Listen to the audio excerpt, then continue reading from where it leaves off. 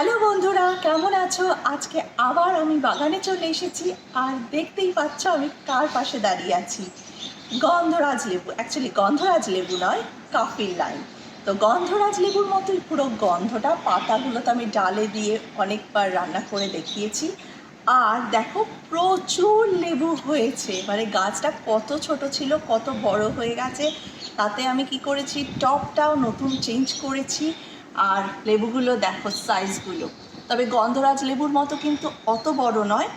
কাফির লাইমের লেবুটা একটু ছোট হয়।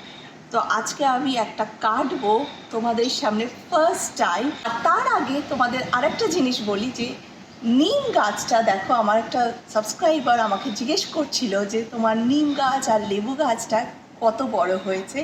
তো নিম গাছটা প্রচুর বড় হয়েছিল, অলরেডি আমি উপর থেকে অনেকটা কেটে নিম বেগুন খেয়ে ফেলেছি। তারপরেও দেখো কতটা লম্বা, মানে আমার হাইটের থেকেও কতটা লম্বা। আর পাতাগুলো দেখো হালকা হলুদ হয়ে এসেছে সেপ্টেম্বর মাস বলে। আর এটারও আমি টবটা চেঞ্জ করে ফেলেছি, দুটোরই আমি বড় টবে ট্রান্সফার করে দিয়েছি, কারণ না হলে হচ্ছিল না। তো যাই হোক, এবার আমি এই লেবুটা কেটে ফেলি। লেবুটা কেমন হবে সেইটাই জানি না। এই দেখো,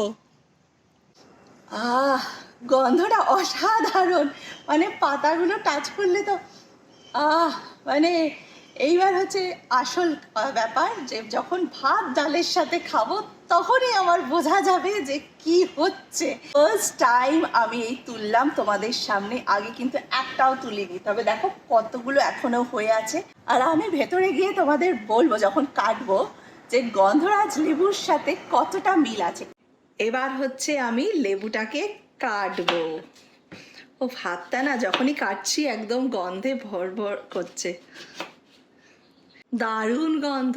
গরম গরম ভাত, পটল ভাজা, লেবু আর মসুর ডাল, উফ আর কি চাই। দুপুরটা একদম জমে যাবে। এবার খাওয়ার পালা। গন্ধটা শুকে নিলাম, অসাধারণ। দাঁড়াও একটু খেয়ে নি আগে, তারপর তোমাদের সাথে কথা বলছি। 80-90% একদমই গন্ধরাজ লেবু। আর প্রথমত ইউএসএতে বসে মানে এই লেবু খাওয়ার সৌভাগ্য মানে খুব, মানে একটা বিশাল ব্যাপার। কারণ ইন্ডিয়া বলো বাংলাদেশ বলো এগুলো তুমি সবসময় অ্যাভেলেবেল, কিন্তু ইউএসএতে গন্ধরাজ লেবু পাওয়াটা খুবই দুষ্কর ব্যাপার। তো যাই হোক, গাছের আবার নিজের বাগানের ডাল দিয়া সাথে পটল ভাজা, উফ একদম জমে গেছে। ভালো লাগলে ভিডিওটা শেয়ার করো, লাইক করো আর অনেক অনেক কমেন্টস দিও।